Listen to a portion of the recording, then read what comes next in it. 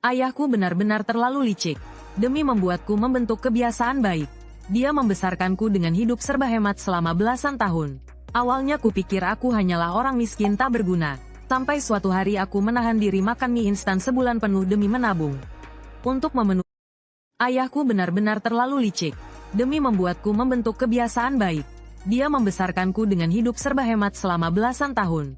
Awalnya kupikir aku hanyalah orang miskin tak berguna. Sampai suatu hari aku menahan diri makan mie instan sebulan penuh demi menabung untuk memenuhi janji makan di restoran mewah bersama pacarku. Datang ke hotel berbintang seperti ini baginya sudah biasa. Ini pasti pakaian terbaik yang kau punyakan. Ucapan Qin Mingyu seperti pisau tajam menusuk dadaku. Namun aku sama sekali tak mampu membantah. Qin Mingyu tampak begitu tenang dan anggun. Sedangkan aku merasa segalanya terasa tidak nyaman. Ku bahkan tak tahu bagaimana cara menyantap hidangan Prancis di meja ini.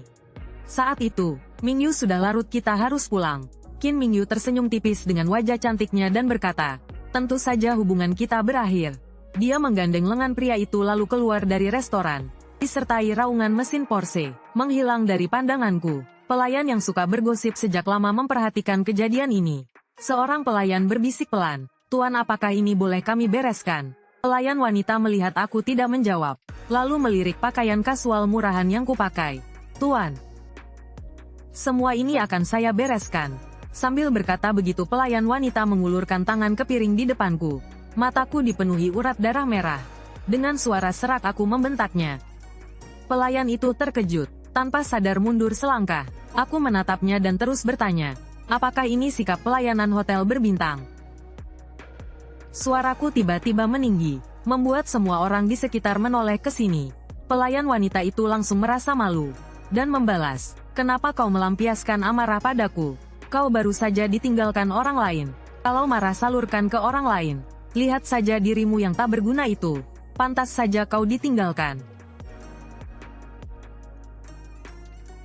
Pelayan wanita itu terkejut lalu mundur beberapa langkah. "Hancurkan saja, aku lihat kau sanggup ganti ruginya atau tidak. Apa kau tidak lihat tempat ini bukan untukmu berbuat onar?" Aku terengah-engah.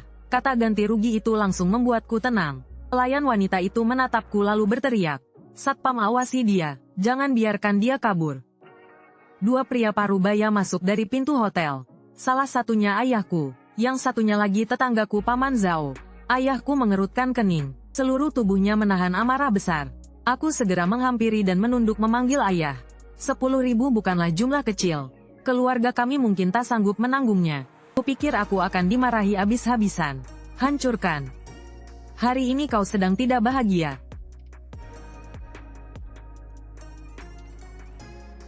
Kalau ingin menghancurkan maka hancurkan. Ada ayahmu yang menanggung semuanya. Begitu ayahku selesai bicara, dia langsung mengangkat kursi di sampingnya, dan melemparkannya keras ke kaca besar. Kaca besar hotel itu hancur berkeping-keping. Aku buru-buru maju menahan ayahku. "Ayah, aku tahu aku salah." Ayahku menggigit rokok di mulutnya, lalu berteriak ke samping, "Paman Zhao, hancurkan." Wajah Paman Zhao tampak garang. Begitu ayahku selesai bicara, Paman Zhao langsung mengambil barang dan menghancurkan sekeliling. Aku berdiri di samping dengan wajah terpaku. Ayahku membuang puntung rokok, lalu kembali mengangkat bangku dan melemparkannya ke sekeliling. Aula hotel yang megah berubah menjadi berantakan dalam waktu singkat. "Satpam, satpam, satpam hotel segera mengepung." Paman Zhao memasang wajah garang. Tubuhnya setinggi 1,90 m. Ada bekas luka pisau di wajahnya. Sepasang matanya seperti binatang buas. Para satpam mengepung, namun melihat tampang ganas Paman Zhao, tak satu pun berani maju memukul. Ayahku melempar begitu saja sisa kaki kursi di tangannya, lalu duduk di lantai yang berantakan. Terengah-engah menarik napas besar. Paman Zhao juga melempar barang di tangannya, lalu berdiri tepat di belakang ayahku. Ayahku menyeka keringat di dahinya, lalu berkata, "Sudah lama tidak selepas ini. Aku ingin lihat bagaimana kalian keluar hari ini. Ganti rugi semua ini sampai kalian bangkrut." Ayahku melambaikan tangan dengan acuh. "Nak kecil, sebanyak apapun ganti rugi kami bayarkan ke hotel. Pergi panggil bos kalian ke sini." Sebuah Mercedes-Benz G senilai hampir 2 juta berhenti di depan hotel. Bos hotel melangkah cepat masuk ke aula. Begitu pelayan wanita melihat bos datang, ia segera maju seolah hendak berjasa. Dengan hormat berkata pada bos hotel, "Bos, merekalah para warga kasar itu. Ayo kita langsung lapor polisi." Dia menatap ayahku lalu melangkah besar ke arahnya. Wajahnya semakin terlihat buruk. Sepertinya kemampuan manajemenmu sangat biasa saja. Aku tahu betul sifat anakku. Kalau sampai dia mengamuk dan menghancurkan barang, pasti sudah ada yang menginjak harga dirinya. Bos hotel langsung lemas lalu berlutut di depan ayahku. Maaf bos besar, ucapan bos hotel itu membuat pelayan wanita dan aku terpaku di tempat. Hanya Paman Zhao yang ekspresinya tidak berubah. Masih memasang wajah tegang berdiri di belakang ayahku. Ayahku mengangkat kepala menatap pelayan wanita. Aku tanya kamu memecahkan barang rumah sendiri boleh tidak? Pelayan wanita ketakutan sampai tak bisa berkata apa-apa. Ponsel di tangannya terjatuh ke lantai dengan bunyi keras. Bos hotel juga tidak berani mengucap sepatah kata pun. Hanya berlutut di sana menunggu keputusan. Tidak ada apa-apa pergi tanyakan ke anakku apakah amarahnya sudah reda. Kalau belum reda biarkan anakku menghancurkan sebentar lagi. Kalau sudah reda panggil orang untuk membersihkan. Bos hotel membungkuk hormat, lalu bergeser dengan tubuh gemetar. Menghadap ke arahku dengan wajah penuh sanjungan. Tuan muda bagaimana menurut Anda? Ayahku menatapku sambil melambaikan tangan. Nak ini memang hotel milik keluarga kita. Kalau mau menghancurkan silakan saja. Ayah hanya punya satu anak yaitu kamu. Mana mungkin ayah membiarkan anak sendiri diperlakukan tidak adil. Ucapan ayah membuat otakku seolah berhenti bekerja. Hotel Shinkai adalah hotel terbesar di kota Yin. Biasanya aku hanya bisa iri menatapnya saat lewat. Namun sekarang hotel ini ternyata milik keluargaku. Ternyata aku ini generasi kedua orang kaya. Sudah cukup bocah, dulu kamu masih terlalu polos. Makanya aku dan ibumu tidak memberitahumu. Sekarang sudah waktunya memberitahumu beberapa hal. Ayahku melempar puntung rokok di tangannya. Lalu berdiri berjalan menuju lift pribadi di lobi hotel. Paman Zhao tunggu aku di sini. Beberapa petugas penerima tamu cantik segera membungkuk dan maju. Menekan tombol lift untuk ayahku lebih dulu. Aku masih setengah tidak percaya mengikuti ayah dari belakang. Bos hotel akhirnya menghela napas lega. Menyinggung tuan muda, lihat saja akibatnya. Kalau tuan muda tidak senang, aku juga bakal ikut celaka. Pelayan wanita itu tampak sangat panik. Menyesal sampai ke tulang sumsum. Kedua kakinya gemetar lemas. Langsung ambruk duduk di lantai. Siapa sangka, orang tak berguna yang baru saja ditinggalkan itu. Ternyata adalah anak pemilik besar hotel. Biasanya di rumah saja kamu tidak pernah duduk setegap ini. Besok aku dan ibumu akan pergi liburan ke luar negeri. Secepat itu, kamu juga sudah mau lulus. Urusan bisnis di kota Yin aku serahkan padamu. Ayah memanggil seorang pria tua berusia lebih dari 60 tahun ke kantor. Lalu memerintah, Paman Chen urusan bocah bandel ini selanjutnya kuserahkan padamu. Bantu dia agar lebih cepat terbiasa. Mengerti, ayah melirik ke arahku. Bocah keluarga Zhang urusan bisnis keluarga. Tidak bisa dijelaskan hanya dengan 1-2 kalimat. Ambil kartu ini. Aku melirik lalu refleks bertanya. Isinya ada berapa? Pokoknya dengan kemampuanmu sekarang pasti tidak akan habis. Pakai saja. Saat itu ponselku tiba-tiba berdering. Kulihat ternyata Kisui teman sekamar menelepon. Bukannya kita janji kumpul sebelum lulus. Kami menunggumu di depan bar gajah. Belum sempat aku menjawab. Pihak sana langsung menutup telepon. Ayah tersenyum penuh arti. Sudah sana pergi kumpul baik-baik dengan teman-temanmu. Kuberikan tugas habiskan dulu 1 juta. Jangan bilang ke ayah kamu bahkan tidak tahu cara menghabiskan uang. Aku terdiam tak bisa berkata-kata. Gaya bicara ayahku ini. Suruh habiskan 1 juta dulu. Ini benar-benar mau membuatku jadi pemboros. Saat aku meninggalkan kantor, ayahku mengangkat ponsel. Bersiaplah. Sudah waktunya membiarkan bocah itu mengambil alih beberapa urusan. Paman Chen tiba-tiba teringat sesuatu. Tertawa pahit lalu berkata, Tuan, langsung menyerahkan seluruh bisnis kota Yin kepada Tuan Muda untuk latihan. Bagi Tuan Muda, tidak masalah. Kalau satu kota Yin hilang pun tak apa. Biarkan saja dia berbuat sesuka hati. Paling buruk jual saja semua perusahaan di kota Yin. Aku naik taksi ke bar gajah. Begitu turun kulihat 3 teman sekamar dan 4 gadis. Berdiri di depan pintu bar menoleh ke sana kemari. Keempat gadis tampak sangat tidak sabar. Jelas sudah lama tak ingin menunggu. Aku menyapa keempat gadis itu. Mereka hanya membalas sekadarnya kepadaku. Meski wajahku sebenarnya cukup tampan. Namun pakaianku sangat murah. Di bawah gemerlap lampu ini. Seberapa tampan pun tetap terlihat tak bernilai. Masuk ke dalam bar. Ketua kamar Kisui. Hari ini nekat membawa 1.500. Berniat bersenang-senang. Tapi 1.500 hanya cukup untuk minimum cas. Beli 12 botol bir langsung habis uangnya. Tetap duduk di sudut paling tak mencolok. Si miskin ditinggal Qin Mingyu. Datang minum untuk melupakan kesedihan. Qin Mingyu pasti makin menertawakanmu melihat 12 botol bir ini. Dengan kondisimu wajar Qin Mingyu meninggalkanmu. Orang yang bicara bernama Wang Ze. Urusanku ada hubungannya denganmu. Wang Ze sama sekali meremehkan. Cantik, nanti mampir ke mejaku minum beberapa gelas.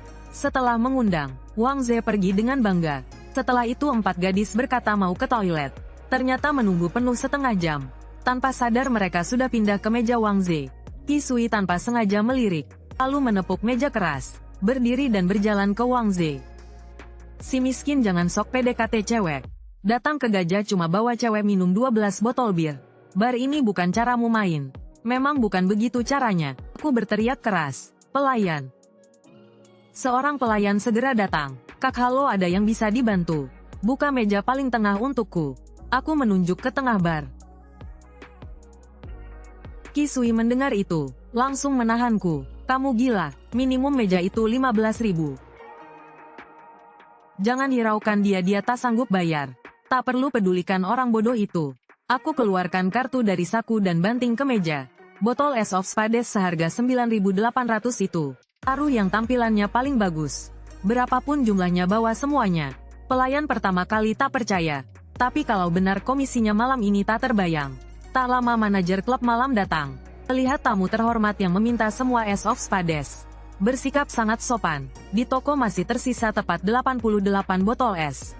Jika dihitung harganya perlu gesek 1 juta. Aku melambaikan tangan. Kamu atur sendiri untuk disajikan. Saat pos di tangan manajer berbunyi bip, menandakan kartu berhasil digesek. Saat itu hati manajer dan pelayan dipenuhi kegembiraan. 1 juta komisi mereka bisa mencapai 100.000. Sementara Qi Sui bertiga di samping, termasuk Wang Ze dan yang lain. Saat itu tak tahu bagaimana mengungkap perasaan mereka. Mereka tak pernah membayangkan adegan seperti ini. Seketika menghabiskan jutaan. Bos bar bahkan khusus datang bersulang padaku. Gadis-gadis cantik terus melempar tatapan genit padaku. Tamu lain yang belanja ribuan hingga puluhan ribu menatapku penuh iri. Tatapan ini tak pernah kurasakan sebelumnya. 4 gadis itu mendekat dengan wajah menggoda. Aku melirik 4 teman wanita itu. Siapa menyuruh kalian datang? Qi Sui agak tak tega. Berkata padaku, kita memang keluar untuk bersenang-senang. Biarkan mereka datang. Aku tertawa terbahak. Kalau ketua bicara tentu saja. 4 teman wanita itu mendapat persetujuanku. Berlari mendekat dengan wajah gembira. Hal pertama langsung mengeluarkan ponsel selfie. Lalu mengunggah ke lingkar pertemanan. Aku menatap 88 botol es di depan. Orang normal biasanya menyimpannya sebelum pulang. Dan mengambilnya lagi saat datang berikutnya. Itu akan kembali jadi pusat perhatian. Tapi jelas aku bukan. Karena aku sama sekali tak tahu minuman ini bisa disimpan. Aku melambaikan tangan. Ayo buka semua minuman ini. Pelayan sampai tertegun. Hari ini dia baru tahu apa itu sultan sejati. Wang Ze yang tadi sombong. Mendekat dengan sopan di depanku. Sebelumnya adik tak paham apa-apa. Banyak menyinggung. Mohon maaf. Sekarang Wang Ze memanggilku kakak. Malam ini tenggelam dalam kemewahan. Malam ini sangat tak masuk akal. Begitu bangun tidur, aku hanya merasa kepalaku sangat sakit. Kemarin minum terlalu banyak. Aku samar ingat itu Pacan yang membawaku kembali ke hotel milik keluarga. Melihat waktu sudah hampir siang. Baru saja sampai restoran, aku melihat 2 sosok berjalan ke arahku. Mantan pacarku Qin Mingyu bersama Zhou Kai. Hari ini Qin Mingyu sangat cantik. Dengan riasan tipis di wajahnya. Seperti bunga bermekaran. Sebenarnya Qin Mingyu agak menolak berdekatan dengan Zhou Kai. Selama bertahun-tahun ini, orang yang benar-benar masuk ke hatinya hanya satu. Yaitu aku. Perintah keluarga membuat Qin Mingyu tak bisa menolak. Qin Mingyu menatapku yang mendekat. Tampak sangat terkejut. Qin Mingyu yang tadinya menjaga jarak dari Zhou Kai, segera berjalan mendekat ke sisinya. Dan meraih lengan Zhou Kai. Zhou Kai tersenyum tipis. Melirik ke arahku. Lalu mengejek. Aku ingat biaya hotel ini tidak murah. Kenapa orang seperti apapun bisa menginap? Qin Mingyu juga melirikku. Mungkin ada orang yang merasa tinggal di hotel ini sudah dianggap kalangan atas, lalu mengira bisa naik kelas. Ternyata benar sudah punya yang baru. Langsung melupakan yang lama. Ucapanku ini membuat langkah Qin Mingyu sedikit terhenti. Namun dia tidak menjawab. Dia tidak tahu bagaimana harus menjawabku. Zhou Kai dengan sopan mempersilakan Qin Mingyu masuk lebih dulu. Aku langsung mempercepat langkah, hampir masuk bersamaan dengan Qin Mingyu. Hei, orang kaya memang berbeda. Bahkan aroma di udara pun terasa seperti bau uang. Dalam proses ini aku mencium aroma parfum di tubuh Qin Mingyu. Qin Mingyu menatapku, seolah aku berubah menjadi orang lain. Zhang Ran, kamu tidak perlu seperti ini. Masuk ke restoran. Aku duduk di meja sebelah mereka berdua. Qin Mingyu menjadi tidak wajar. Tatapannya selalu tanpa sadar menoleh ke arahku. Meskipun berusaha menahan diri untuk tidak melihatku, namun dia tetap bisa merasakan tatapanku selalu tertuju padanya. Saat itu Zhou Kai memanggil pelayan. Dengan terampil memesan beberapa hidangan. Aku berteriak keras, "Pelayan,